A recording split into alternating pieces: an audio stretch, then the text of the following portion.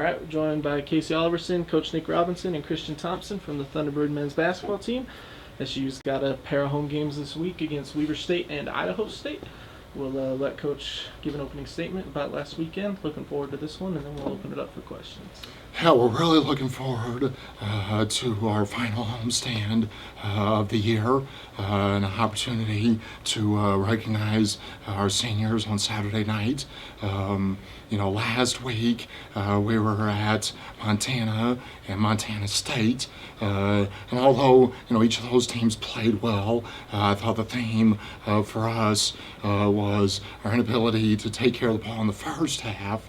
But our second half versus Montana State on Saturday afternoon was great basketball. We really battled back, shot the ball well, defended well, took care of the ball, and I think got within 2 or 3. And if we make a couple of plays at either end of the court, we're right there potentially with the lead with about 3 minutes to go. So, a good weekend of learning for Southern Utah basketball, and hopefully we'll take some of those lessons into Thursday night's contest versus top team in our league in Weber State. So what changed in that second half? I think that coming out of halftime, our guys settled down in terms of taking care of the ball. And, going into that game, we focused a lot of our film and our practice on the positive areas of where we could, capitalize versus Montana State. And, in my mind, maybe it just kicked in a little bit later than we needed it to overall. But basically, we took care of the ball. And, the guys, were played harder. They played more positive. They played more together in that second half. And we were able to see the results of that effort and energy. Now, Casey, you guys had a lot of off-the-court stuff last week. How much did, or at all, did that affect the team? It just made everybody else step up.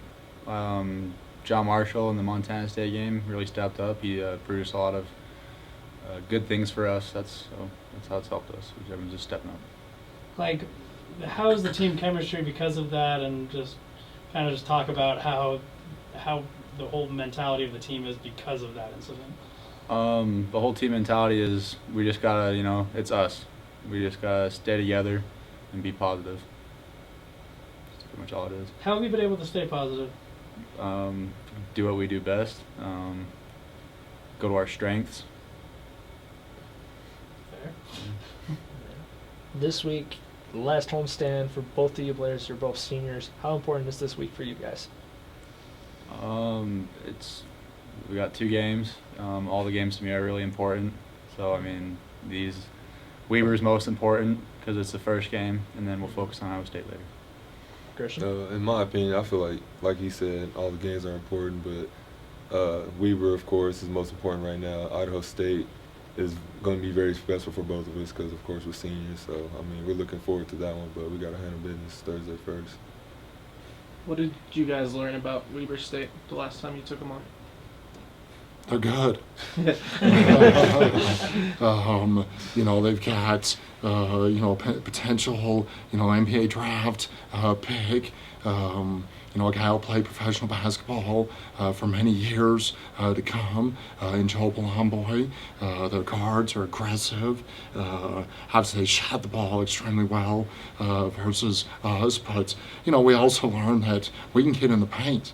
We can attack, we can run our offense, we just have to do a better job defensively, but, we took a lot of positives away from that game, which we'll put into Thursday night, but, once again, they're good. Coach, how much time do you get to actually reflect on a senior night, last homestand because of your seniors leaving? I think, from the start of the year, it's always in the back of my mind. You want seniors to, display leadership to the best of their ability. You want them to, fulfill their potential academically, earn a degree. You want them to, have a great senior experience on the court. And, for me, is it something that I focus on in terms of communication with the guys all the time? No.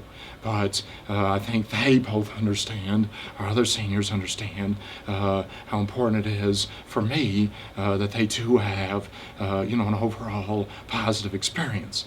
Now, with that being said, we've lost a lot of games, but, our focus has always been improve on a daily basis in everything that we do.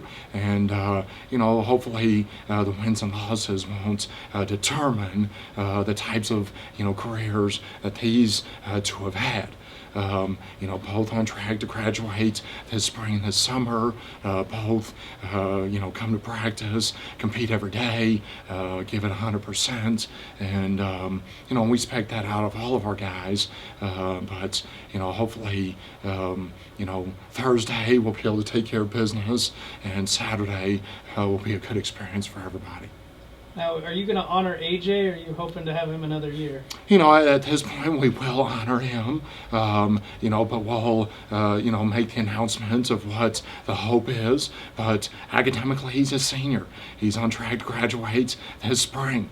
He's part of this class. And so, in my mind, it makes sense with the unknowns that are ahead of us that we do honor him, and we go from there. Christian, Coach mentioned you guys have had a rough year. What are you going to look back on and just like happy memories that you'll look back on, not the losses? In my opinion, like the losses, of course it hurts, but it's just the fact that I got to meet everybody on the team and had a brotherhood with everybody on the team. I feel like we all built a great relationship around each other, and that's what keeps everything positive throughout the year. And we don't ever get down on each other or turn negative or against each other or anything like that. So I feel like just looking back on the brotherhood that we built and the friendships that I'm going to have for a lifetime. So 10 years down the road, what stories are you going to be telling your sons, your grandkids, or not your grandkids, your sons, your wife, your family? It's just nothing you guys probably would know. Just the stuff in the locker room that these guys talk about is just hilarious, and that's what we do. It's just a silly time. It's just once in a lifetime chance for me. Yeah, we have entertaining table talk. We have entertaining bus rides. We do practice hard. We compete hard, and we have a good time. Coach, I was at Weber, and I was surprised how many times you did get in the paint and get high percentage shots, but a lot of them didn't go in. Was there an intimidation factor? Guys from big player worried about block shots or any of that stuff? I don't think that he was actually in a majority of the contested situations. For us, we tried to use race in situations where Joel had to be a perimeter defender, and I thought we were pretty effective in that regard. But you're right, some of the paint touches that we had, perimeter post, didn't go down for us. But are we going to back away from those opportunities on Thursday? No. We want to be aggressive. But will we have other adjustments? Absolutely. But as far as an intimidation factor, going into that game, the previous meetings have been pretty positive with Weber.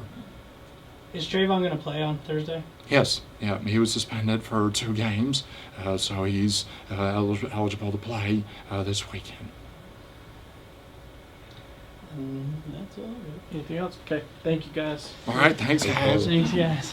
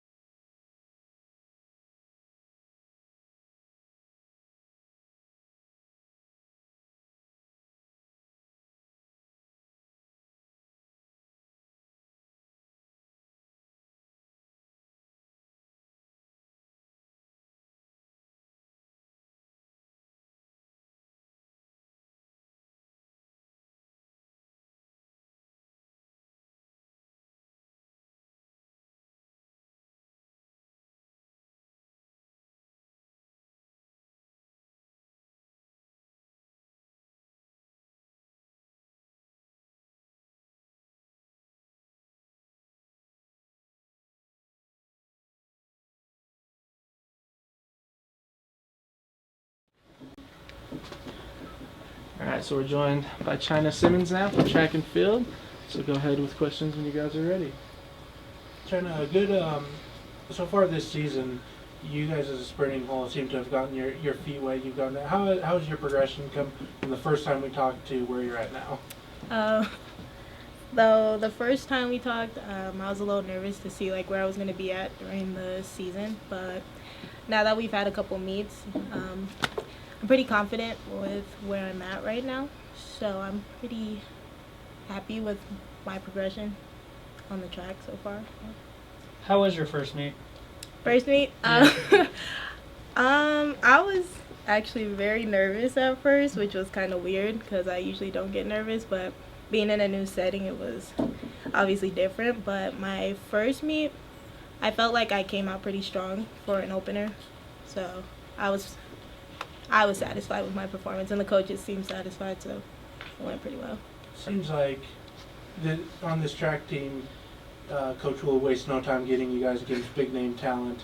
How has that been racing in some of the bigger name schools in the country?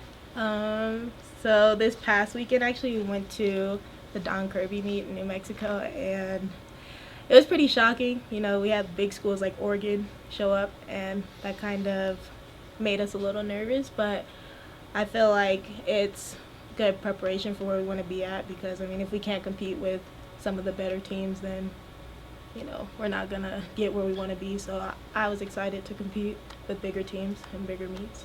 Is that like an eye-opening experience for you at all? Definitely. Yeah. I know I'm like a big track lead, so like it's crazy seeing like people that you've always looked at like, wow, they're so fast, and then competing with them, it's definitely different. It's like, okay, you actually have to perform, because if not, they're going to blast you. So it's definitely different. So are you saying you got starstruck a little bit? A little bit. There are a couple people I was like, okay, this is the real deal. Like, When does that switch over for you? When do you go from being starstruck by the Oregon, Arizonas out there to just running your game? I mean, the initial part of seeing them is obviously like, wow, okay, that's crazy. But then it kind of settles in like, okay, well, now I'm here to compete with them. So during like warm-ups, I think is where it's like, okay, it clicks to me that I'm actually there to compete with them and not to watch them compete. So probably that part. Even with the indoor championships, the conference indoor championships a couple weeks away, are you where you want to be in your progression? I think that I'm pretty much where I want to be. I mean, obviously you always want to be better. So I think that there's room for improvement for my performance, but I'm pretty satisfied with where I'm at right now. So What's maybe been the toughest part about your past several meets? the toughest part about the meets, I think, is for me, I sometimes overthink my race, and I think of like, okay, my form over the hurdle has to be good. Okay, I need to attack, and sometimes I just overthink parts of the race. That's probably the hardest part for me, but other than that, it's just pure enjoyment, really.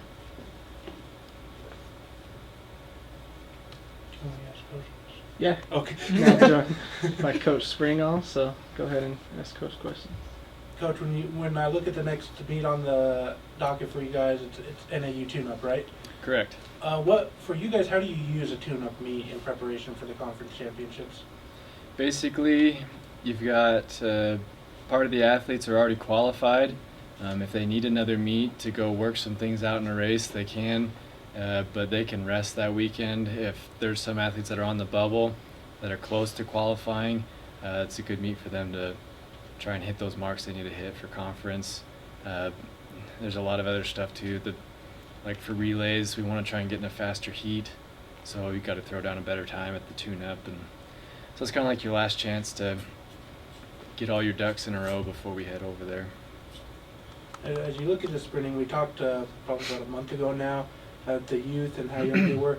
How have you felt like they're progressing over this indoor season? You know, every week there's a little something. I feel like they learn every week, and I think it helps them grow.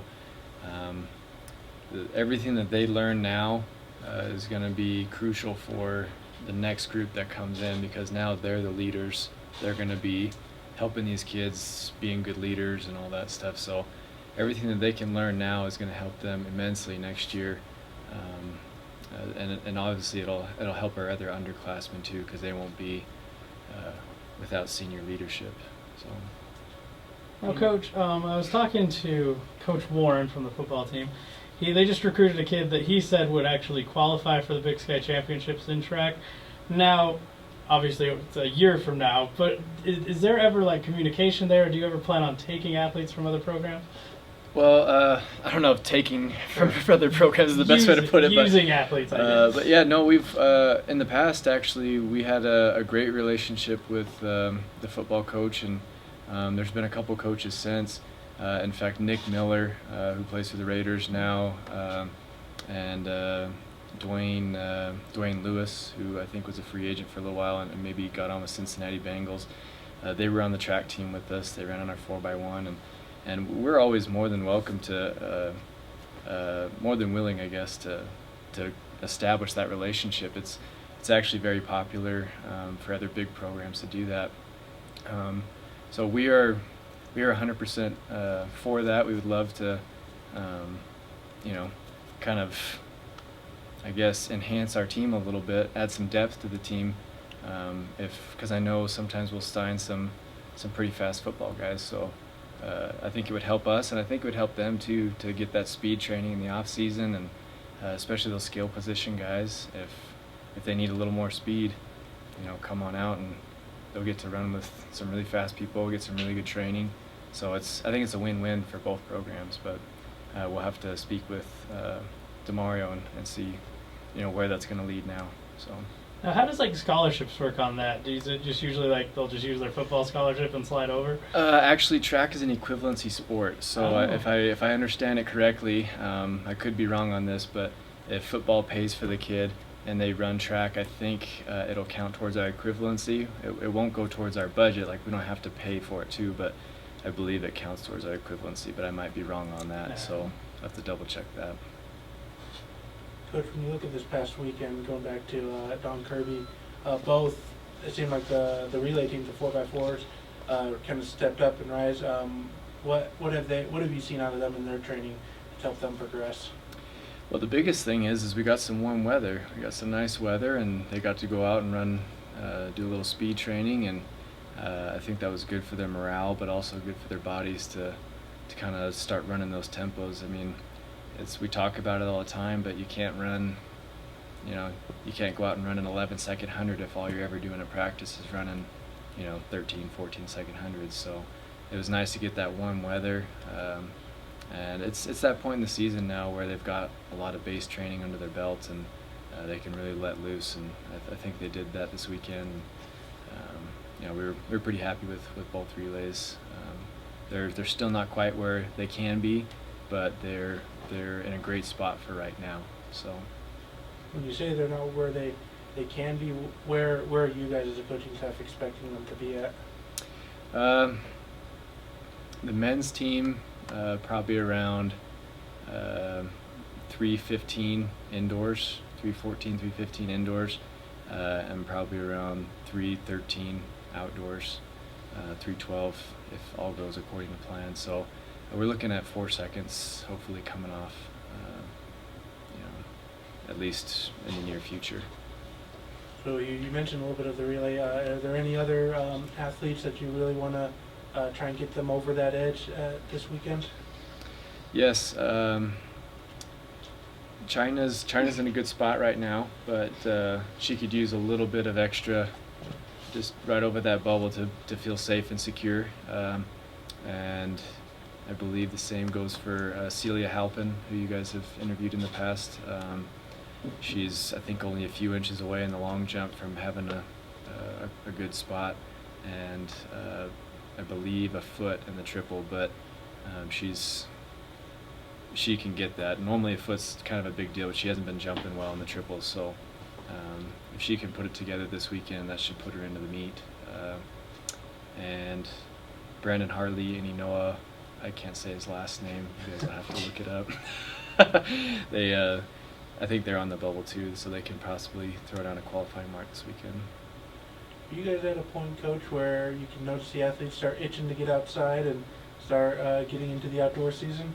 Yes, yes. A lot of the young kids in the team, this is their first indoor season. A lot of them haven't ever done this before, so it's new and interesting, and I think they're excited to get back to what they're comfortable with.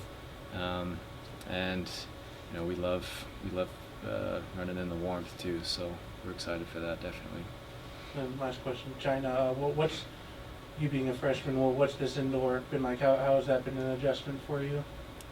Indoor for me definitely has been an adjustment because, sorry, coming from Arizona, there's really no reason for us to be indoor, and indoor for me is different only because it's so much faster, and the race, you don't really have enough time to really think about your race. So if you make a mistake, your race is over. So you just have to wait till the next meet, or you have to figure it out for a final or something like that. So it's just different adjusting to having a shorter race and stuff like that. But it's cool. It's a good experience. I like indoor a little bit, so it's okay. All right, thank you guys. Thanks. You. Sorry I was late. Oh, no worries.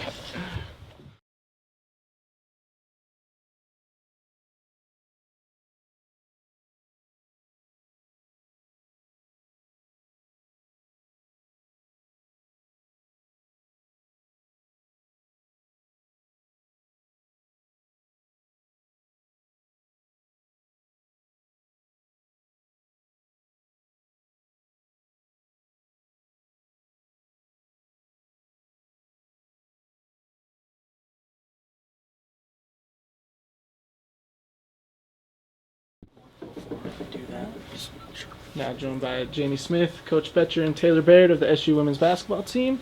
Women's basketball team will be on the road this weekend to take on Weber State and Idaho State. So we'll let Coach kind of give an opening statement, and then we'll open it up for questions. Feel like this is a good week to we've got something to prove. In-state rivalry game that we didn't play our best or perform at as well as we wanted to at home, and so good time to bounce back from that and hopefully put a better product out on the floor at Weber, and definitely two games that we believe we can compete in. Against Idaho State here, a game that we let slip away from us and match up really well with them, so we're really excited for the opportunity to go pick up these two games and try to put a better showing than we did when we played them here at home. Jamie, when you go back, Coach mentioned you felt like you guys maybe let the Idaho State game get away from you. What does that do to feel your guys' motivation for this weekend? I think it's just a matter of, knowing we can compete with them. We kind of had a lapse in the fourth quarter. We let a lot of drives get in, and if we tighten up on defense, we know we can compete with these guys. And we lost to them by 2 or 3, I believe, and it was a close matchup. So I'm excited to get them back. Coach, when you look back at this team so far, this conference play, not there's all you guys want, but what do you feel like is the main thing missing from this? Just decision making. We haven't matured in our decision making process. It shows up when you have 26 turnovers and 29 turnovers, and the games that we keep the ball and don't turn it over as much, or around that 15 turnover mark, are the games that we're right there. And again, it comes down to when you're right there, whether it's an offensive, defensive decision. We watch film as a team, and there's for sure in the close games, 15 to 20 different plays that you make a quicker decision or a better decision, and in 5 of those, and it changes the outcome of the game. So we've progressed, so much in so many areas that it's exciting to see and it's positive, but the ability to make decisions when it really counts and to make the smart, aggressive decision has kind of eluded us a little bit, and that leads to a little bit more insecurity and uncertainty in the way that you play the game. And obviously, to win games in conference play, you have to be sure of yourself and confident in the things that you do.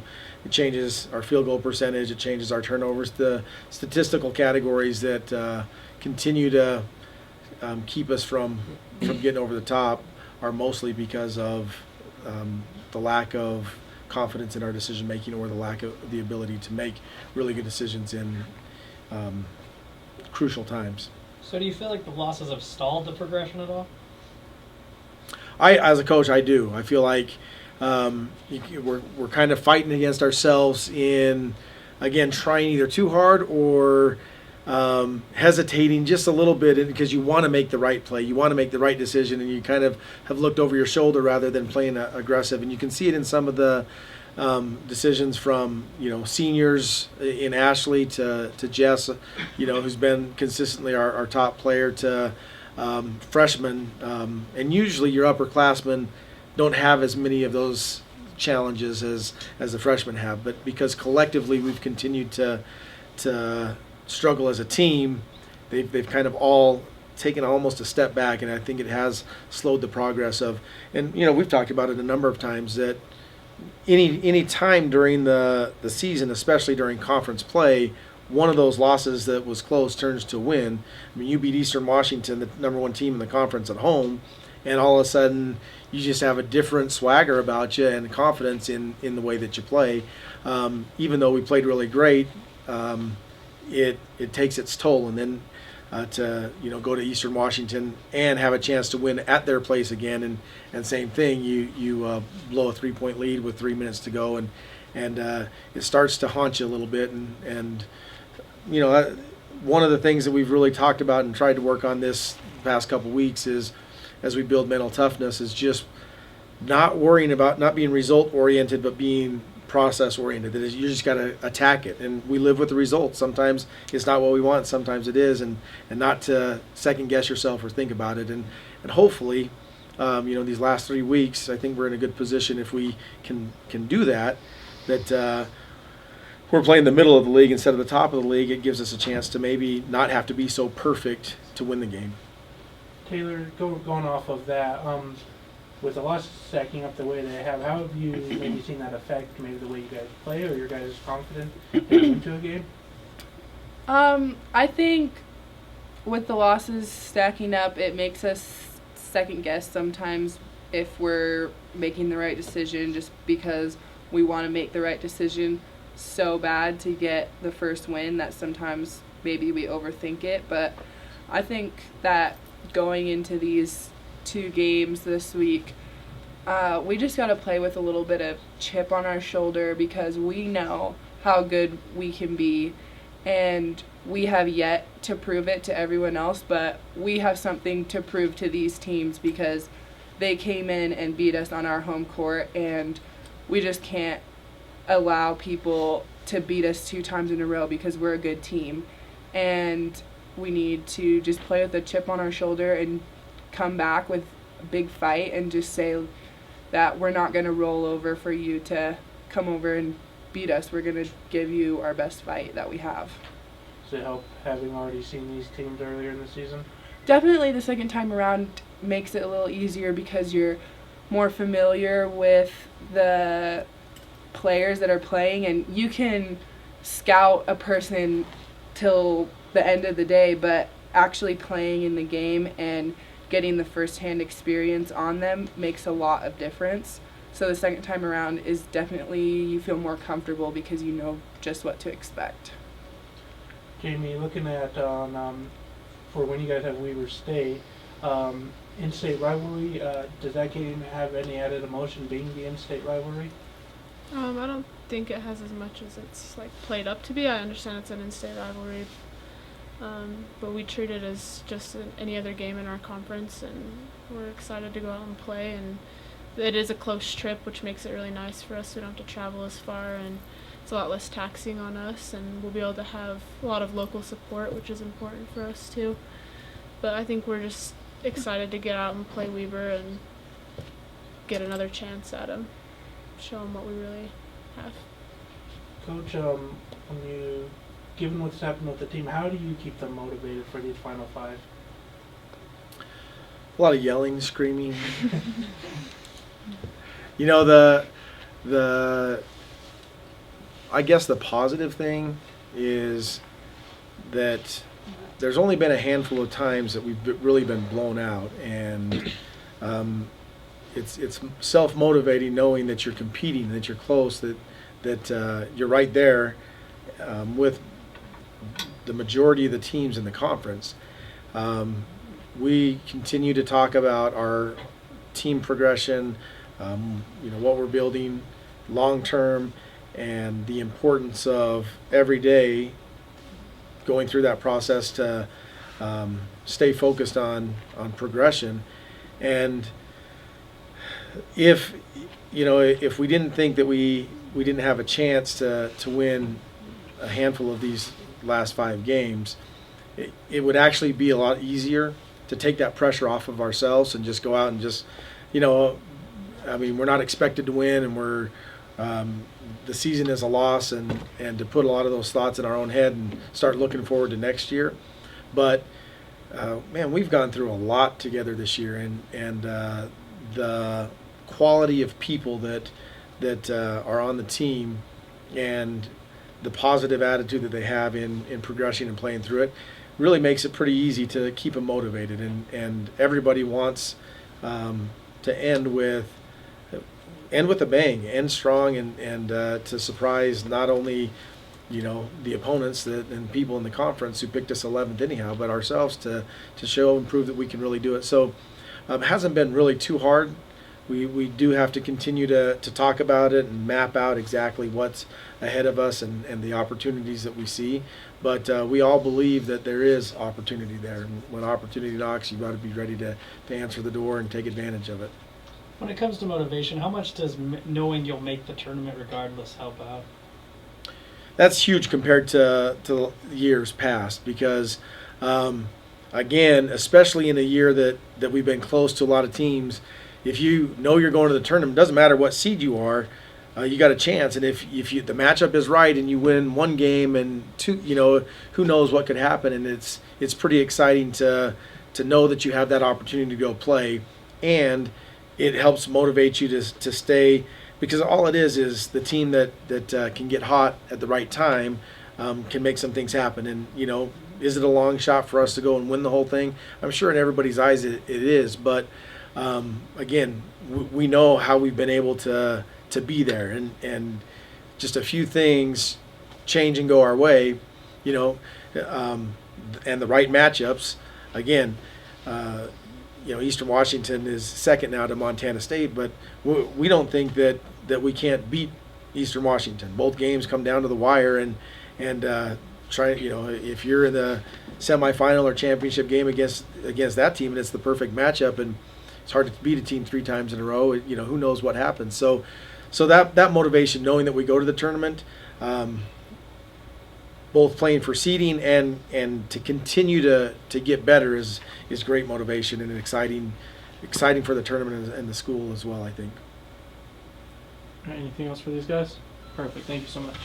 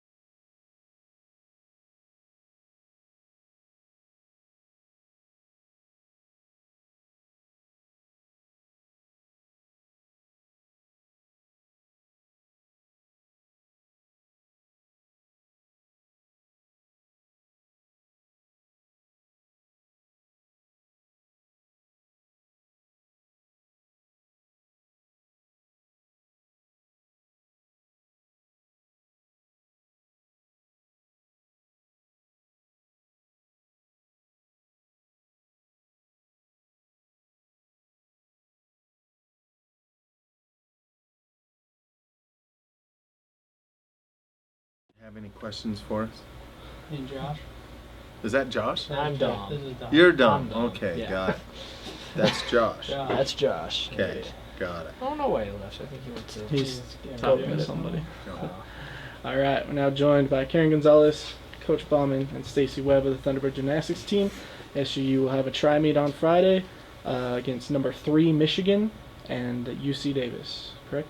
Yes, UC Davis. So we'll let Scotty go ahead and give an opening statement, and then we'll open it up for questions. You know what?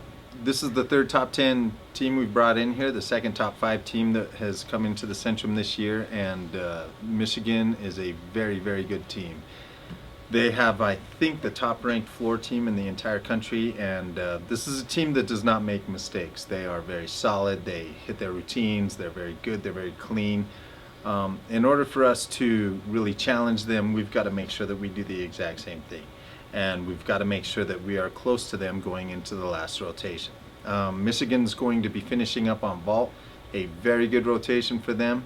So it won't be like we're sending them over to beam while we go to floor. It'll be, we need to be right there with them throughout all 3 rotations in order to have a chance against them. The girls look great. They've looked great all week in practice. UC Davis is a team that can beat you up too. They're a very good program, and they have done, John Lavallee has done some amazing things with that program over the last few years. So, you know, we're looking forward to this. It'll be a great challenge from all 3 teams, but Michigan is definitely the team, you know, we want to go out there and push ourselves to be able to compete against. You know, that's where we're pushing for all the time. And I know that's where Davis is as well too. So this will be a very good challenge for them as well. Final home meet of the year, kind of an early for that. Are you doing anything for the seniors? Oh, absolutely. We'll do a really nice thing. When the seniors march out, their parents will march out with them, and that's kind of always fun. We don't want it to get too emotional or weird at the beginning of the meet. So, you know, and then at the end of the meet, we will do a nice presentation for the girls and make sure that, and their parents will be down there. It's all pretty cool. It won't take very long. It's pretty nice. Are you worried about emotions like getting out of hand and hurting their gymnastics? There's really only going to be one senior competing in that meet tonight, on Friday, and that's Natalie Trejo. I don't know. I think Natalie is a pretty well-adjusted, pretty solid athlete. I'm not too worried about her emotionally.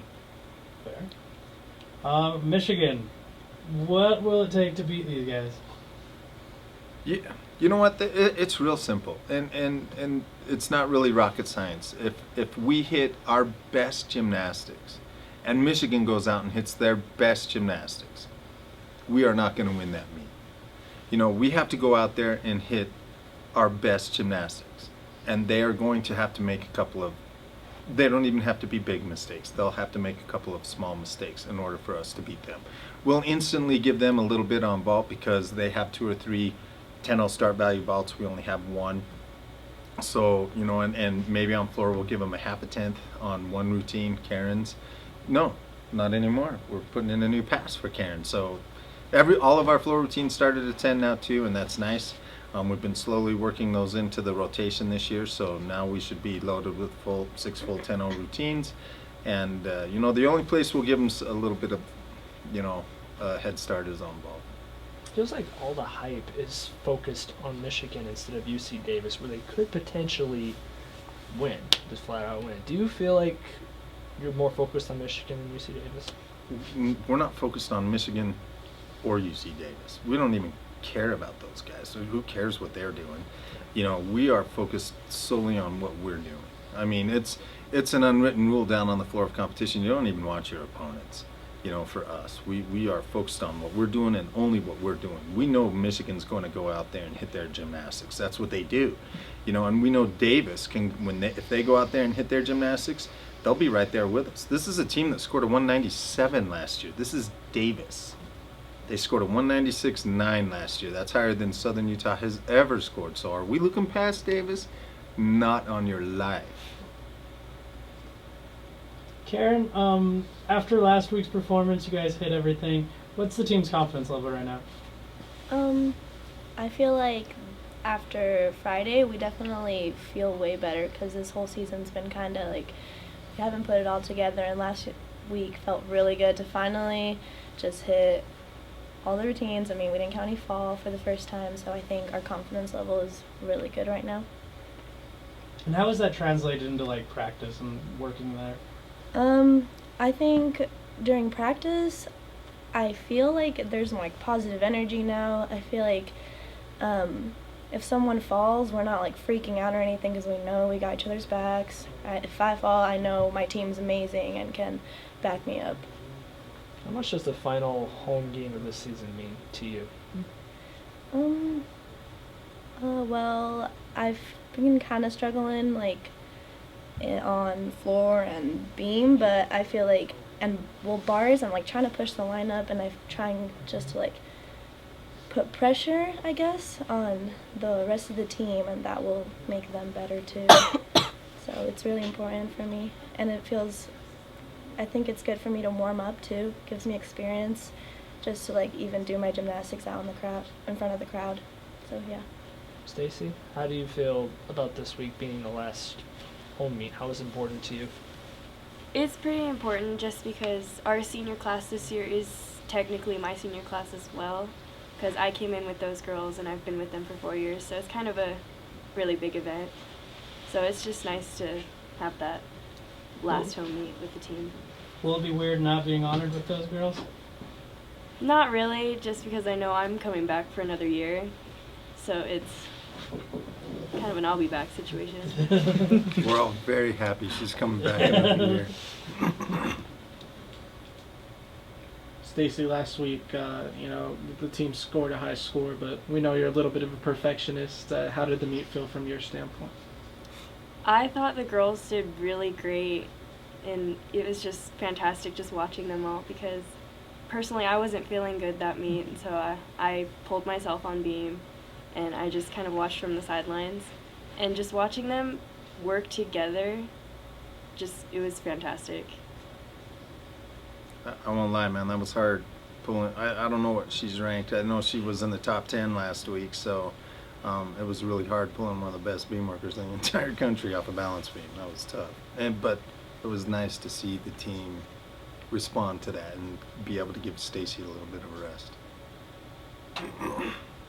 When it comes to Michigan, what event should the crowd be really looking for in gymnasts? You know what? They are the #1 ranked floor team in the nation for a reason. They're very, very good. And personally, I think Scott Sherman he's their bar coach. He's probably one of the premier bar coaches in the world. So, they always bring one of the best bar teams on the planet to any meet they go to. They're always very highly skilled, very clean, and very consistent. That's what they do. Stacy, do you feel like there's a difference when you're competing against a top 10 team versus when you're not? Not at all, just because every meet we focus on ourselves. We're not looking at our opponents, we're not watching them. We don't see oh, how good are they? We're just focused on ourselves, and that's all we really can do at a meet. As a gymnast fan, though, do you ever sneak a peek and see some of the top 10 girls in the country? I will admit there are some people that you do want to watch, and usually it kind of works in your favor because they'll be at the end of a lineup while you'll be done with the whole event, and you can just kind of sneak peeks. But for the most part, we don't watch the other team. Anyone you're going to be watching on this one? No. Is there any intimidation? All this talk of Michigan, is there any intimidation for you two ladies going up against them? Or is it just focusing on yourselves? It's focusing on ourselves because I know that we have the capabilities of being a top 10 team. We're just making little mistakes here and there that we're cleaning up in practice. So as long as we just go out and do everything that we practice every day, we're going to hit. Yeah, like Scott said, he's been telling us at practice, even if we just stick our landings, we can save up so many tenths, and just focusing on the details can help us a lot. So, yeah. What are you going to miss the most out of the senior class, Scott? Oh, you know what? That's a real excuse me, sorry. That's a really great question. These two young ladies bring very different perspectives. Arlene has had a very hard go of it, throughout her career at SUU. She tore her groin or something her freshman year, but still gutted it out. She's a tough kid. And then, just before season of her sophomore year, she looked to be our best all-arounder. Well, one of our best 3-event athletes. And right as we were going into our inner squad, she tore her Achilles and then healed up from that. Came back her junior year, was nominated as a captain, and just a very solid young lady. And then, competed bars for us last year, and then came back this year and looked amazing, but broke her fibula, and it was just depressing to see that poor young lady go through that. And Natalie Trejo, I've never seen a young lady grow the way she has throughout her college career. She came in a very, very feisty, very fidgety, very selfish young lady, you can say. She was just really focused on her. And now Natalie focuses almost solely on the team. She wants everybody to be good, and to see that kind of growth and to see that kind of, different, that kind of altruism set into that young lady. It's been really nice. All right, anything else for these three? All right, thank you guys. Thanks, guys.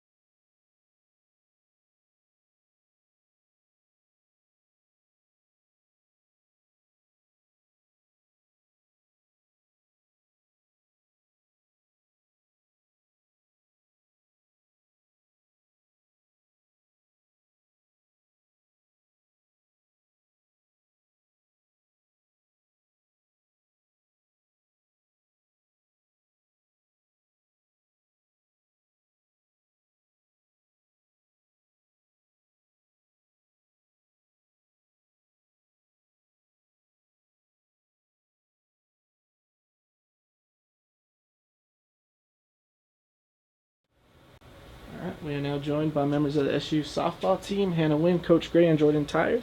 We will let Coach make an opening statement, and then we will open it up for questions. Thank you guys all for being here. We really appreciate it. We're coming off what you could consider a rough weekend, although I think we really grew a lot over the weekend. We've had a couple tough losses. Obviously, we faced a couple very, very good teams, and I don't know if you're ever going to go into the start of a season and see 3 left-handed pitchers, the quality that we saw the first 3 games of the year, which that's pretty tough. But we'll grow from it. We'll get better. We had a very good practice today. We're looking forward to Thursday at UNLV. Coach, does starting 0-6 over one weekend kind of intimidate you guys going down the road? It doesn't intimidate me. I don't think it intimidates them. The fact is, we just got to move forward from here. The next team's in front of us. What positives have you seen over this weekend? Our hitting improved greatly from Game 1 to Game 6. Our hitting improved quite a bit. I saw some great leadership from a couple kids. So those are really good positives we could take from there. How do you feel like the pitching game was? To be honest with you, I don't think we pitched as well as we need to. Obviously, our ERA over the weekend wasn't what it needs to be, but I do think that's going to improve. I think we'll see vast improvement over the next 3 or 4 weeks for that. It takes time, we step in against Arizona the first game, and that lineup is tough. I mean, they're a World Series quality team, and so we're going in there, and they hit the ball. So it was tough, man. But we fought. Our kids didn't give up at any point in time. It warmed up while you guys were gone. Are you guys able to practice outside now here? We were able to get on the football field today, which was a big bonus. We were able to do a couple live situations, which was really great. Have our pitchers throw a little bit live, get some ground balls and fly balls in. We hadn't gotten any of that in except for 2 days all winter long. So it was nice to get some of that work in. How much do you think that's going to help you guys down the road? Down the road, it'll be huge. You know, there's no replacement for repetition. We got to get some quality repetition in to be sharp, and we finally were able to get a little bit in today. Jordan, what have you seen over this past weekend from a pitcher's perspective? Yeah. Personally, it was really rough. I mean, I think all of us pitchers were definitely taken back, if that makes sense. But I think it was a good growing experience because now we have those games under our belt, and now we're that much more prepared for the next couple weekends. Is there any specific areas you wish to improve on? I think we all have areas of improvement, but me personally, I need to attack more and be more aggressive on my end and just fight all the way through and not give up at all. What's your relationship with the catcher? She gives the signals and you do your throw. What's that relationship like? No, me and Morg have a really good relationship. We're always on the same page, it seems, and if we're not on the same page, we're talking in the dugout and making sure we're seeing eye to eye. Hannah, how do you feel about this weekend? I thought it was good. As a whole, as far as pitching stuff, yes, it wasn't. We could definitely do better, but I feel that we got to face a lot of good hitters, so that definitely helps facing stronger batters, and I think that we'll just continue to improve as we. Is there anything specific you want to improve on? Yeah, I just want to improve on, specific counts, just throwing pitches exactly where I want to place them on specific counts. And how does facing tough batters, strong batters, what you saw down in Arizona, how does that help you improve your pitching game? Well, you have to be really exact when you face really good hitters because they're not going to let you get away with very many mistakes. So I would just say really making sure you can pinpoint your pitches and just really being on top of your game, it really helps to strengthen that. Coach, a lot of high-quality opponents early on in the season. How does that help you guys down the road and into conference play? Well, I'm pretty sure we're not going to see a team that hits and pitches like Arizona does later on in conference. We have some very good teams in conference. Don't get me wrong, but there was no break in that lineup. There was no batter off for our pitchers, and their pitchers. I mean, they're pretty darn studly. The first kid they threw at us had a great changeup. She kept the ball down. So we had to make adjustments hitting wise, and we have to learn to hit that kind of pitching. The second kid Arizona threw at us really had a lot of movement on her drop ball, and threw this. She was left-handed, so she threw a weird off-speed curve type thing in on right-handed hitters. I don't know. How do you feel about that pitch? It's pretty nasty. Yeah. So when you see kids that good, you have to really focus in. You have to really refine your approach at the plate. I think that's going to help us, and I think later on, as we see a little bit lesser pitching, that we'll be fine. Ladies, as you're shaking off the cobwebs a little bit, still, what are you seeing positive so far this season? Do you want me to go first? Okay. We started off rough with hitting, I think. In the first 4 games, we were going over stats earlier, and our stats weren't the greatest, but in the last 2 games, we really started to come with it, and a lot of girls stepped up and started to get big hits and clutch hits. And I think as the season goes on, as we face more and more pitchers and get more and more at bats, our hitting's gonna keep improving. Yeah, I would go off the same thing. Just the more that we play them, the more experience we're gonna get. So get more reps and they'll improve as we go along. Jordan, going through the stats earlier, you had a pretty successful weekend at the plate. What were you seeing out there?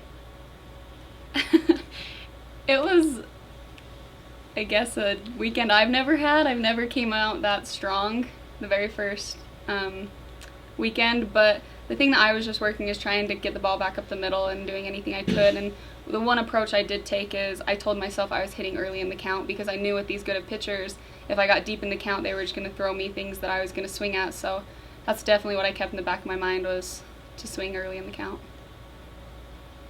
That first home run she hit, first inning of the first game, was pretty impressive, But she touches on the idea that she hit early in the count. Jordan has the ability to just stand in there and throw the bat head at the ball, and she used the middle of the field all weekend long. So she was a very effective hitter. That shouldn't be a fluke for her. She's that good. Anything else for these guys? All right, thank you.